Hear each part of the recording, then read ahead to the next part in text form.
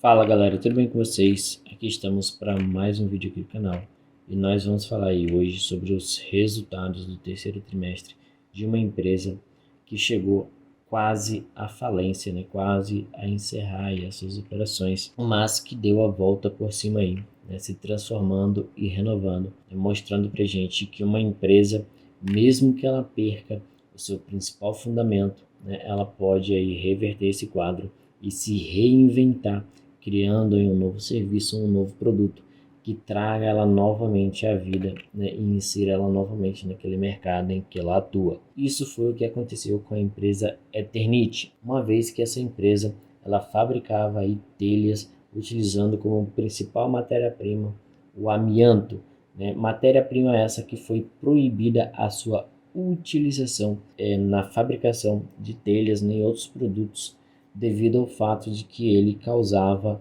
incorrências de doenças. Sendo assim, a Eternit, né, ela chegou a entrar em recuperação judicial. Recuperação judicial essa que ainda eles estão realizando alguns pagamentos, mas né, a empresa se reinventou aí. Então, vamos falar um pouco dessa empresa, mas antes da gente ir diretamente para o nosso conteúdo, vou pedindo para você curtir, comentar e compartilhar esse vídeo. E se você ainda não é inscrito aqui no canal, inscreva-se. Também relembrando que esse vídeo não se trata de recomendação de compra, venda ou manutenção do ativo aqui estudado.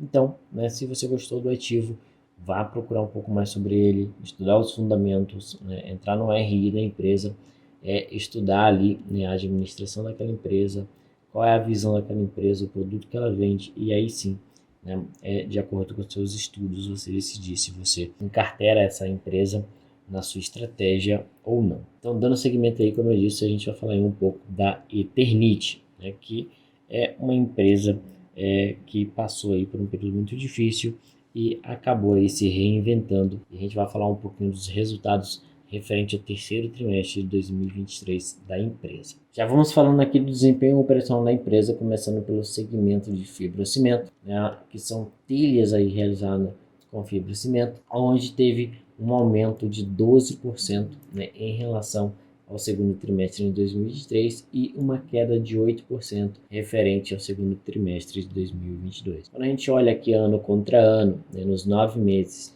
já desempenhados pela empresa, teve uma queda aqui no volume de telhas de fibrocimento de 3%. A margem bruta, né, desse produto varia ali na casa de 20 a 27%, né, mantendo aqui uma média mais próxima dos 20%. Já partindo aqui, né, para os outros segmentos, vamos falar agora das telhas de concreto, né? A cada 1.000 peças elas são vendidas aí, então, no milheiro. Ela tem uma margem aqui, né, de 9%, vem mantendo aqui, né, essa margem.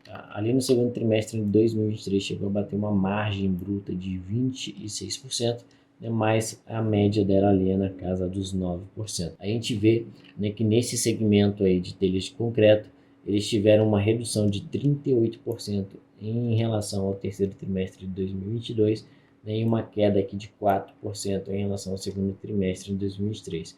Quando a gente olha ano contra ano, né, essa queda foi de 31%. No segmento mineral crisotila, a gente vê aqui que a empresa teve uma queda de 1% em relação ao terceiro trimestre de 2022, né, e aqui um aumento de 3% em relação ao terceiro trimestre de 2023. Quando a gente olha ano contra ano, né, foi uma queda aqui de 2% nessa linha de produto. E a margem, né, desse produto, ela é aqui na casa dos 49% a 53%. Então a gente pode colocar uma média, né, de margem bruta na casa de 50%. Falando agora do desempenho financeiro da empresa, em referência à receita líquida, a gente vê aqui que a empresa teve uma queda na receita líquida de 10% em relação ao terceiro trimestre de 2022, né, e um aumento de 12% em referente ao segundo trimestre de 2023. A gente vê que o mercado interno Brasil ainda representa a maior parte do resultado da empresa. E o mercado externo a gente vê, né, que tem aqui uma grande variação, onde no terceiro trimestre de 2022 chegou a ser 104 milhões de reais, né? Chegou a bater a mínima de 82 milhões no segundo trimestre de 2023 e agora no terceiro trimestre de 2023, né, foi de 96 milhões. Quando a gente olha aqui no ano contra ano, a gente vê uma redução de 3% na receita líquida, o mercado interno vem aqui na faixa de 600 milhões, enquanto o mercado externo vem aqui na faixa de 270 milhões, né? Onde a empresa teve aí nos 9 meses de 2023 846 milhões de receita líquida e lá nos 9 meses de 2022 874 milhões de receita líquida. Como que é dividido o lucro bruto da empresa, né? Ele é dividido da seguinte forma: 49% é representado pelo fibrocimento, 50% pelo mineral crisotila e 1% aqui pela telha de concreto. Então a telha de concreto ainda é algo pequeno dentro do resultado da empresa, né? E fibrocimento e mineral crisotila está aqui pau a pau disputando quem é o carro-chefe da empresa. Então a gente vê aqui uma receita líquida no trimestre de 290 milhões de reais. Custo do produto vendido, né? A gente vê aqui que foi de 212 milhões de reais, teve uma queda aqui de 4,6%, né? Um lucro bruto de 78 milhões de reais, representando aqui uma margem bruta de 27%, uma queda de 4 pontos percentuais em relação ao terceiro trimestre de 2022. Baixando mais um pouco aqui, vamos falar sobre o desempenho financeiro consolidado da empresa. As despesas gerais e administrativas da empresa teve um crescimento de 3% em relação ao mesmo período do ano anterior, né, e uma queda de 17% em relação ao segundo trimestre de 2023. Então eles conseguiram ter uma grande redução em relação, né, ao segundo trimestre desse ano, e conseguiu manter um aumento nesse custo, né, geral e administrativo menor que a inflação, né, na casa de 3% em relação ao mesmo período do ano anterior. Quando a gente olha, né, no ano contra ano, os 9 meses já executados pela empresa, a gente tem aqui um crescimento de 7%. As despesas com vendas, né, teve aqui uma queda de 5% em relação ao mesmo período do ano anterior, e uma queda de 26% em relação ao segundo trimestre de 2023. Já quando a gente olha no ano contra ano, né, teve um aumento aqui de 10%. Então, em cima da receita líquida da empresa, que foi 290 milhões, eles tiveram despesas com vendas na casa de 26 milhões de reais, tendo aqui uma receita líquida na casa de 9%. Então, continuando aqui, né, falando sobre o desempenho financeiro, vamos falar agora de EBITDA recorrente. Esse EBITDA recorrente da empresa, comparando, né, o terceiro trimestre desse ano contra o terceiro trimestre de 2022, a gente vê aqui, né, uma queda de 34% nesse EBITDA recorrente, aonde ele atingiu aí 37 milhões de reais nesse trimestre. A margem EBITDA, né, ela está bem volátil. Ela foi de 18% lá em 2022 no terceiro trimestre, de 14% no primeiro trimestre de 2023, de 6% no segundo trimestre de 2023 e agora teve um crescimento de 7 pontos percentuais, né, chegando a 13% agora no terceiro trimestre de 2023. Quando a gente olha, né, no ano contra ano, teve uma queda de 42% no EBITDA recorrente, chegando aqui a 95 milhões agora em 2023 contra 163 milhões lá em 2022. E a margem também, né, teve uma grande queda aqui, que era de 19% em 2022 e está em 11% agora em 2023. Como essa margem líquida teve essa grande variação, né, acabamos tendo aqui uma grande variação também no lucro líquido. Né, lucro líquido esse, né, que teve uma queda de 49% em relação ao terceiro trimestre de 2022, mas teve um crescimento em relação ao segundo trimestre de 2023 de 7 pontos percentuais, né, chegando aqui a 7%. A margem líquida, aqui, né, o lucro líquido, ele também tem uma margem que varia bastante, saindo lá de 13% no terceiro trimestre de 2022, chegando aqui a ter um prejuízo praticamente no segundo trimestre de 2023 e agora, né, melhorando a sua margem, voltando a ter aqui a mesma margem do primeiro trimestre, que é uma margem de 7%. Quando a gente olha no ano contra ano, né, a empresa teve aqui uma queda de 64% nos seus lucros, né, nos 9 meses já consolidados, tendo aí, né, um resultado líquido de 44 milhões de reais nesses 9 meses, né, uma margem líquida aí de 5% no lucro.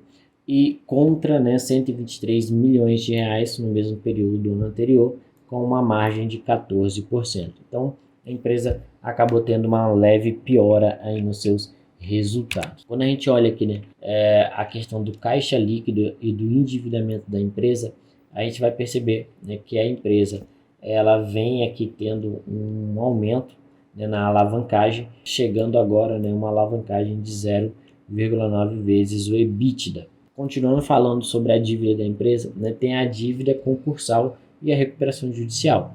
Então, né, as dívidas da empresa estão divididas em 3 classes, que é a classe 1, a classe 2 e a classe 3, né? Então, eles têm esses 3 tipos aqui de credores, né? Esses credores, eles recebem de formas diferentes, né? Inclusive, eles estão tentando fazer com que os credores aqui da classe 1, né, venham aqui para a classe 3, porque eles têm reservas, né, separadas, né, aqui na classe 3. Então, se eles conseguirem trazer esse pessoal aqui da classe 1 para a classe 3, eles vão conseguir diminuir ainda mais, né, essa dívida, porque eles vão conseguir utilizar esses recursos que estão separados para a classe 3. Então, esses credores estão divididos da seguinte forma: 4% são credores trabalhistas, 82% é o Banco da Amazônia e 14% são fornecedores concursais. O valor total da dívida, né, é de 37,3 milhões de reais. E no terceiro trimestre a companhia conseguiu efetuar aí, né, pagamentos no valor de 1 milhão de reais. Então, né, a gente vê que a empresa ela está se recuperando bem aí da recuperação judicial, conseguiu fazer o plano certinho, conseguiu executar o plano, né, e voltou aí a dar lucros, porque a empresa se reinventou, criou novos produtos, né, já que o antigo produto que ela fabricava, ela não podia fabricar com aquela matéria-prima. Matéria-prima essa a qual a própria empresa era dona, né, de algumas jazidas, a qual elas retiravam essa matéria-prima, então ela tinha um custo de matéria-prima muito baixo, né, mas a empresa conseguiu se reinventar aí, né, e voltar a jogar o jogo. Aí tem os projetos estratégicos da empresa, né, tem um Greenfield no Ceará, que vai representar aí um crescimento muito importante na produção, né, de telhas de fibrocimento, as telhas solares, né, que é as famosas telhas fotovoltaicas deles, que essa telha ela vai permitir, né, a absorção de raios solares para poder fazer aí a geração de energia. E também a ampliação aqui da unidade de Manaus. A gente viu aqui o resultado da empresa, né, foi um resultado bem interessante. A gente vê que tem umas variáveis ali no resultado da empresa, que a gente vindo aqui no site de análise de ações, a gente consegue enxergar um pouco melhor. A empresa tem aí, né, uma valorização nos últimos 12 meses, né, que é uma queda de 19% na sua cotação, né, e a valorização aí no último mês de 5,42%. A empresa hoje é negociada a R$ 8,75. Tem que ter um pouco de cuidado com esse gráfico aqui, com essa cotação, porque a empresa ela chegou a valer aí, né, por alguns momentos menos de R$ 1, e ela foi fazendo grupamentos, né, ao longo da sua recuperação judicial. E esses grupamentos, né, acaba que distorcendo ali um pouco esses gráficos, né? Mas após os grupamentos, a empresa chegou a bater aqui praticamente quase R$ 30, né, na volatilidade da loucura do mercado, e ela acabou, né, voltando aqui a sua média, voltando para casa ali de R$ 10, sendo negociada hoje a R$ 8,75. Essa distorção aqui se deve principalmente pelo fato de que a empresa voltou a dar lucro, né, mas ainda não existe uma consistência desses resultados positivos, e aí o mercado acaba criando essa volatilidade aí maior na cotação da empresa. Sobre dividend yield, a empresa, né, ela tem um histórico de dividend yield muito alto. Ela era aí uma das principais vacas leiteiras de 2015 para trás ali na bolsa de valores. Inclusive muitos investidores, né, foram seduzidos pela empresa devido aos seus altos dividendos. Só que, né, o que aconteceu? Foi proibido o uso do amianto, a empresa parou de dar lucro porque não tinha como fabricar os seus produtos devido à falta a principal matéria-prima não poder mais ser utilizada. A empresa começou a dar prejuízo, parou de pagar dividendo, entrou em recuperação judicial e agora voltou, né, a se recuperar. E em 2021 voltou a pagar aí dividendos depois de 5 anos, né, sem pagar dividendos. Então a gente vê aqui que começou com dividend yield aí um pouco mais simplório, de 1,15%, em 2022 chegou a pagar quase 10%, né, e em 2023 já pagou aqui 2,9%. Mas é claro, né, que isso aqui está bem longe daquela média ali, mais ou menos na casa de 12% lá do passado. Provavelmente a gente não vai ver isso aqui mais na empresa, né, mas a gente pode ver aqui que eles estão estruturando aí para chegar ali em algo na média de 8% ao ano de dividend yield. Então a gente vê que a empresa tem um lucro por ação aí, né, na média de 94 centavos nos últimos 12 meses, valor patrimonial por ação de R$ 11,05, né, e ela é negociada aí hoje com um PL de 9 vezes, né, e o PVP de 0,76, ou seja, ela está sendo negociada abaixo do seu valor patrimonial. Então, quando a gente olha aqui, né, o histórico da empresa, da receita líquida versus lucro líquido, a gente vê que a empresa sempre dava lucro, né? Chegou aqui em 2015, 2016, ela, com a proibição, ela começou a declinar, chegou a dar um prejuízo aqui de 276 milhões de reais, né? Mas voltou aqui, né, a recuperar e voltou a dar lucro ali em 2020, que foi onde voltou a pagar os seus primeiros dividendos depois de 5 anos. A gente vê que a empresa cresceu bem a sua receita líquida novamente, né, mas o lucro, apesar de ter chegado aqui a um patamar de lucro líquido de 269 milhões de reais em 2021, em 2022 eles já tiveram um lucro líquido de apenas 138 milhões de reais e nos últimos 12 meses lucro líquido aí de 78 milhões de reais, que mostra que a empresa ainda não conseguiu manter uma consistência, né, que ainda tem ali uma volatilidade nos seus resultados. Quando a gente olha para a caixa versus a dívida líquida e a dívida bruta, a gente vê que com a recuperação judicial eles conseguiram ficar com a dívida líquida negativa em 182 milhões, mas essa dívida ela já vem aumentando, né? E agora nos últimos 12 meses calcula-se aí uma dívida bruta de 126 milhões, um caixa de 50 milhões e uma dívida líquida de 76 milhões de reais. Então a empresa ela conseguiu aqui, né, melhorar essa questão da dívida. Vamos ver se eles conseguem manter. Mas é uma ótima empresa, né? Passou por um momento difícil, conseguiu se reinventar, está voltando a jogar o jogo, né? Mas é um negócio que a gente tem que ficar de olho, né? Ter aquela margem de risco mais apertada, pelo fato de que, né, ela ainda está engateando novamente nesse mercado aí, em que ela atua. Mas eu espero que vocês tenham gostado do vídeo. Comente aqui embaixo o que você acha da empresa, se você tem ela, se você já conhecia, né? E também diz aí para mim se você gostaria que eu trouxesse um vídeo aqui, né, contando um pouco da história da empresa, né, e falando um pouco mais sobre esse período de recuperação judicial. Então vou pedindo para você curtir, comentar e compartilhar esse vídeo. Se você ainda não é inscrito aqui no canal, inscreva-se. Vou ficando por aqui e vejo você na semana que vem. Tchau, tchau.